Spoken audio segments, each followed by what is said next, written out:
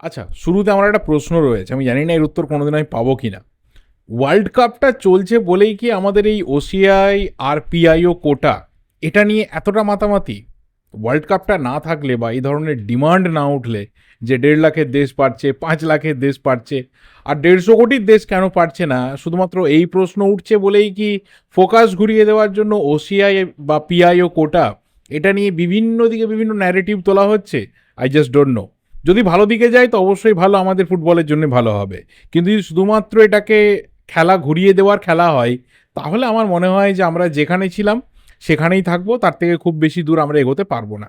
এবার বিষয়টা হচ্ছে যে গতকাল যে এআইএফএফ এর জেনারেল মিটিং ছিল, সেখান থেকে যে ধরনের আভাস মিলেছিল সেখানে পরিষ্কার বোঝা গিয়েছিল যে এআইএফএফ কিন্তু ওসিআই কোটাটাকে নিয়ে বা পিআইও কোটাকে নিয়ে ভীষণ সিরিয়াস, ভীষণভাবে সিরিয়াস। তারা চাইছেন খুব তাড়াতাড়ি এই কোটাকে ইমপ্লিমেন্ট করে দিয়ে সেই সমস্ত ওসিআই বা পিআইও যারা প্লেয়াররা রয়েছেন তাদেরকে আমাদের দেশে সিটিজেনশিপ দিয়ে খুব তাড়াতাড়ি ইন্ডিয়ান ন্যাশনাল টিমে ইনক্লুড করে দেওয়া। অ্যান্ড ডেফিনেটলি সেটা দেখো আমাদের দেশকে তো খুব ভালোভাবে একটা মাইলেজ দেবে।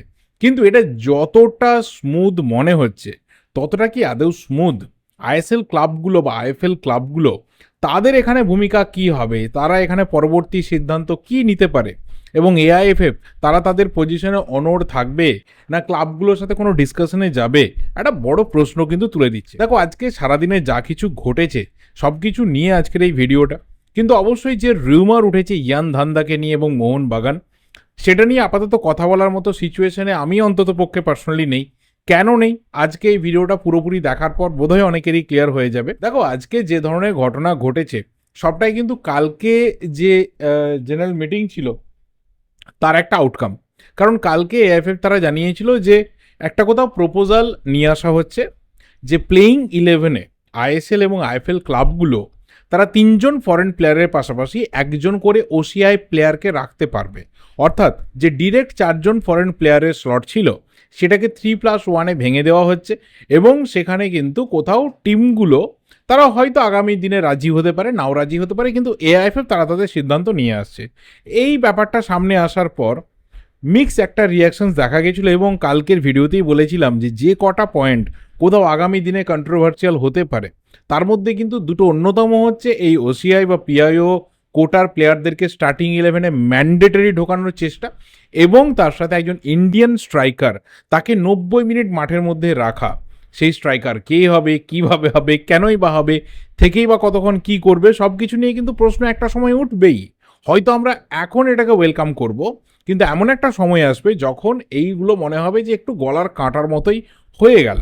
এবার আজকে সারাদিনে যা কিছু ঘটেছে সেটাকে যদি পরপর লাইন আপ করি তাহলে অবশ্যই কালকের যে জেনারেল মিটিংয়ের রিপোর্ট, সেই রিপোর্ট নিয়ে most of the ISL clubs they are not happy. বলা চলে যে প্রায় 14টার মধ্যে 14টা আইএসএল ক্লাবই এই ধরনের একপাক্ষিক যে সিদ্ধান্ত সেখানে হ্যাপি নয়। কিন্তু এখানে 12টা আইএসএল ক্লাব বাদ দিয়ে মাত্র 2টো আইএসএল ক্লাব অর্থাৎ মোহনবাগান এবং ইস্টবেঙ্গল তারা এই ওসিআই কোটাকে ইনক্লুড করাটাকে খুব একটা খারাপ চোখে দেখছে না, তারা ভালো চোখে দেখছে। কিন্তু বাকি ক্লাবগুলোর সাথে যা শোনা যাচ্ছে তারাও একমত যে এটা একটু আলোচনার ভিত্তিতে হতে পারত। যেহেতু একটা কনসোর্টিয়াম তৈরি হয়েছে, আইএসএল ক্লাবরা তারাই লিগটাকে চালাবে এবং তারাই কোথাও সামনের দিকে সব কিছুকেই নেতৃত্ব দেবে, তাদের সাথে আলোচনা না করে এটা করাটা ঠিক হয়নি। কিন্তু বাকি 12টা আইএসএল ক্লাব বলছে যে না, এইভাবে ওসিআই কোটার প্লেয়ারদেরকে ঢোকানো যায় না। সেখানে কিন্তু মোহনবাগান ইস্টবেঙ্গল হচ্ছে আমাদের ব্যতিক্রম। তারা মনে করছে যে হ্যাঁ, এই ঢোকানোটাকে কোনোভাবে আপত্তি তোলার জায়গাতে তারা নেই। 2 নম্বর ব্যাপার হচ্ছে যে আইএসএলের এই 12টা ক্লাব তারা জানিয়েছে যে অন্ততপক্ষে তাদের একটা কনফিডেন্স না নেওয়া পর্যন্ত বা তারা কি চাইছে, কি ধরনের ক্ল্যারিটি চাইছে না জানা পর্যন্ত একপাক্ষিকভাবে এই ধরনের ডিসিশন চাপিয়ে দেওয়াটা কোথাও ফুটবলের জন্য কিন্তু ভালো হবে না। কারণ কোন ক্লাব কীরকম সিচুয়েশনে রয়েছে, কার মধ্যে কতটা ফিনান্সিয়াল ট্রাভেল রয়েছে, কে কতটা স্ট্রাগল করছে, কে কত বেশি তাদের যে বাজেট রয়েছে সেই বাজেটকে লিমিট করতে চাইছে, এটা পরিষ্কারভাবে না জানার আগেই এআইএফএফ কী করে একজন ওসিআই প্লেয়ারের কোটাকে ঢোকাতে পারে সেটা নিয়ে তারা কিন্তু প্রশ্ন তুলছেন। এবং এখানে খুব ইন্টারেস্টিং একটা ব্যাটার যে তারা অনেকেই জানাচ্ছেন যে যদি 4+1 এই ক্ষেত্রে রুল হয় তাহলে কিন্তু আইএসএল ক্লাবগুলোর কোনো প্রবলেম থাকছে না। অর্থাৎ যেমন 4জন বিদেশি প্লেয়ারের নর্মাল রুল ছিল সেটা, তার সাথে একজন ওসিআই প্লেয়ার খেলবে। মানে ওসিআই প্লেয়ার যে খেলবে সে কিন্তু খেলবে আমাদের ইন্ডিয়ান প্লেয়ারের কোটাতে। যেহেতু তাদেরকে আমরা ভবিষ্যতে ভারতীয় প্লেয়ার হিসাবেই অ্যাকসেপ্ট করব বা ন্যাশনাল টিমে খেলবে তারা, তো তারা এখন থেকেই ওই ডোমেস্টিক কোটাতেই খেলুক। তাহলে কোথাও আইএসএল ক্লাবগুলোর কিন্তু ফিনান্সিয়ালি প্ল্যান করতে বা কোন প্লেয়ারকে তারা নিতে চাইছে, কতটা ইম্পর্টেন্ট প্লেয়ার হবে, সেটাও কিন্তু একটা ডিপেন্ড করছে। দেখো এখানে কেন বলছি, এটা একটা টেকনিক্যাল রিজন। 3+1 মানে বিদেশি প্লেয়ারের কোটাটাকে তারা নিয়ে নিচ্ছে। অর্থাৎ এমন একজন বিদেশি প্লেয়ার মানে ওসিআই প্লেয়ারকে নিয়ে আসতে হবে যে প্লেয়ার কিন্তু যে বিদেশি প্লেয়ারকে ক্লাবটি টার্গেট করেছিল তার ইকুইভ্যালেন্ট হবে। সেরকম না হলে কিন্তু একটা স্লট সেই ক্লাবটা মিসইউজড হয়ে যাবে তার। কিন্তু যদি এখানে 4+1 হয়, যে কোনো একজন ওসিআই প্লেয়ার মানে তাকে ভারতীয় বংশোদ্ভূত হতে হবে, তাহলে কিন্তু যে কাউকে যে কোনো এজের প্লেয়ারকে কিন্তু আইএসএল ক্লাবটি সই করাতে পারবে। নেক্সট যে পয়েন্টটা তুলেছে সেটা হচ্ছে যে আনক্লিয়ার প্রসেস, যেটি কোন প্রসেসে এই ওসিআই বা পিআইও প্লেয়াররা আসবে, তাদের লিস্ট কোথায় পাওয়া যাবে। মানে দেখো এআইএফএফ তো কাউকে চাইছে, কারণ বারবার করে এআইএফএফ এর তরফ থেকে বলা হয়েছিল যে 28 বা 33 জনের একটা লিস্ট এআইএফএফ এর কাছে রয়েছে, সেই প্লেয়ারদের সাথেও নাকি কমিউনিকেট করা হয়েছে। কিন্তু এখানে এই রিপোর্টগুলোতে বলা হয়েছে, সেটা নিউজ 9-এর রিপোর্ট হোক বা অন্যান্য বিভিন্ন মিডিয়ার রিপোর্ট হোক, যে ক্লাবগুলোর কাছে কিন্তু এরকম প্লেয়ারদের কোনো লিস্ট নাকি গিয়ে রিচ করেনি।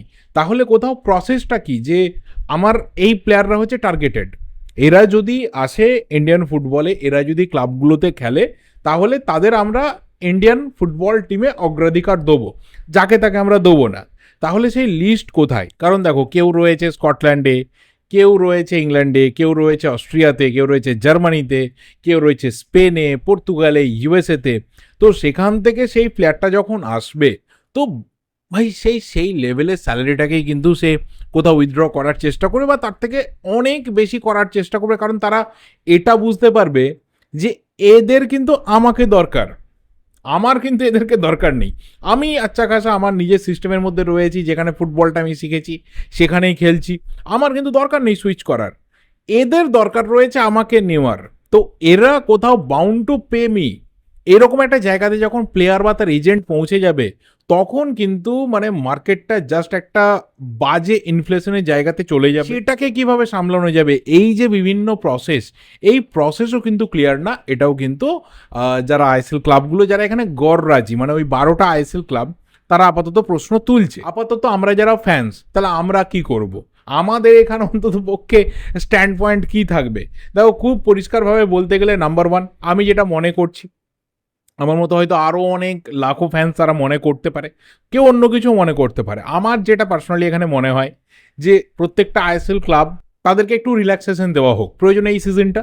কারণ আমরা হঠাৎ করে নিয়ে এসে হঠাৎ করে বিরাট কিছু করতে পারবো না, যে 2026 থেকে আমরা স্টেপ নিয়ে নিলাম 2030-এর ওয়ার্ল্ড কাপ আমরা খেলতে পারবো না, সেটা আমাদের পক্ষে সম্ভব হবে না।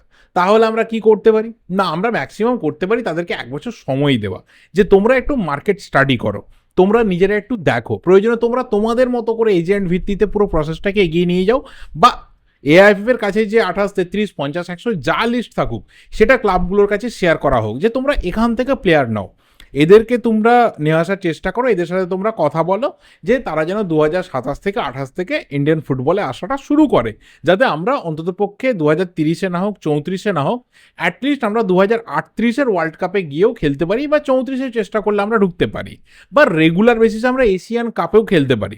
এরকম একটা ব্যাপার হতে পারে। আর 2 নম্বর আরেকটা জিনিস হতে পারে, যে দেখো প্রচুর ইয়াং প্লেয়ার্স রয়েছে, কেউ 18, কেউ 19, কেউ 21, 22, তাদেরকে নিয়ে এসো। কারণ আমার তো লং টার্মে দরকার না। ধরো আজকে যে প্লেয়ারটা 18 বছর বয়সে রয়েছে, 19 বছর বয়সে রয়েছে, আমি যদি আজ থেকে 12 বছর পরের একটা ওয়ার্ল্ড কাপকে টার্গেট করি, যে আমার টার্গেট হচ্ছে 2038-এর ওয়ার্ল্ড কাপ, তাহলে সেই প্লেয়ারটা কিন্তু তখন গিয়ে 30-31-এ রিচ করবে, সে ইন্ডিয়ান ফুটবলে পুরো সিস্টেমটাতে ঢুকে যাবে, এবং তার মধ্যে সেই ট্যালেন্ট রয়েছে। তাহলে আমরা একটা পুল তৈরি করতে পারবো, এবং তারপর আমরা গিয়ে একটা কোয়ালিফিকেশনের জায়গাতে গিয়ে রিচ করতে পারবো। ইনিশিয়েটিভ নেওয়া দরকার রয়েছে, আলোচনার ভিত্তিতে নেওয়া দরকার রয়েছে, টেকনিক্যাল গ্রাউন্ডসে নেওয়া দরকার রয়েছে, এবং সেই ধরনের প্লেয়ারদেরকে নিয়ে আসা দরকার রয়েছে, যারা কিন্তু আমার 2034 বা 38-এ টার্গেট হবে। আদারওয়াইজ দেখো ড্যানি বাথ বলো, ডিলান মার্কেন্ডে বলো, ইয়ান ধান্দা বলো, মনপ্রীত সাকারিয়া বলো, তোমরা এদেরকে মানে ফরেন কোটাতে ইজিলি যে কোনো ক্লাবে দেখতেই পারো, তারা যদি সেই খরচাটা করার জায়গাতে থাকে। কারণ ইয়ান ধান্দা আপাতত স্কটল্যান্ডে রয়েছে এবং সেখানে একটা ভালো টিমে রয়েছে, রেগুলার বেসিসে সেখানে খেলছে, লিভারপুল একাডেমি থেকে উঠে আসা। ড্যানি বাথ, তার লাস্ট স্টিন্ট সম্ভবত ডার্বি কাউন্টিতে হয়েছে। ডিলান মার্কেন্ডে, ব্ল্যাকবার্ন রোভার্স, তো এই ধরনের প্লেয়াররা, বা মনপ্রীত সাকারিয়া, অস্ট্রিয়া ভিয়েনাতে খেলে। তো এইরকম প্লেয়ার তাদেরকে আনতে গেলে কিন্তু প্রচুর টাকা খরচা হবে। কটা ক্লাব সেই জায়গাতে রাজি থাকবে সেটা একটা বড় প্রশ্নের জায়গা। এটাকে একটু মানে একটু একটু কোথাও টেকনিক্যালি একটু সময় নিয়ে, সময় মানে খুব বেশি সময় না, অন্ততপক্ষে 1 বছর সময় নিয়ে ভাবনা চিন্তা করে প্ল্যান করে যদি এক্সিকিউট করা হয়, আমার মনে হয় যে আমাদের জন্য সেটা বেটার হবে। তাড়াহুড়ো করলে আমার মনে হয় না যে অন্ততপক্ষে আমাদের ইন্ডিয়ান ফুটবলের জন্য খুব একটা ভালো কিছু হবে। কারণ তাড়াহুড়ো করে এর আগে বহু রকম ডিসিশন নেওয়া হয়েছে, দেখা গেছে প্রত্যেকটা ডিসিশন কিন্তু আমাদের এগেনস্টে চলে গেছে। এবার তোমরা তোমাদের ওপিনিয়ন অবশ্যই শেয়ার করতে থাকো, কারণ at the end of the day football ফ্যান্সরা কী চাইছে, আমার মনে হয় যে এআইএফএফ খুব শুনছে এটাকে, মিডিয়াতে কী স্পেকুলেশন হচ্ছে বা ক্লাবগুলো কী চাইছে, তার থেকেও বড় কথা ফ্যান্সরা কী চাইছে মনে হচ্ছে এআইএফএফ শোনার চেষ্টা করছে। তোমরা তোমাদের ওপিনিয়নকে দিতে থাকো, আমি আমার ওপিনিয়নটা শেয়ার করলাম। এই ভিডিওটা এই অবধি, ভালো লাগলে লাইক করো, শেয়ার করো, দেখা হবে পরের ভিডিওতে। টিল দেন, যদি চ্যানেলে নতুন হও অবশ্যই চ্যানেলটা সাবস্ক্রাইব করে বেল নোটিফিকেশন আইকনটা ক্লিক করে যাও। Thank you, goodbye, and good night.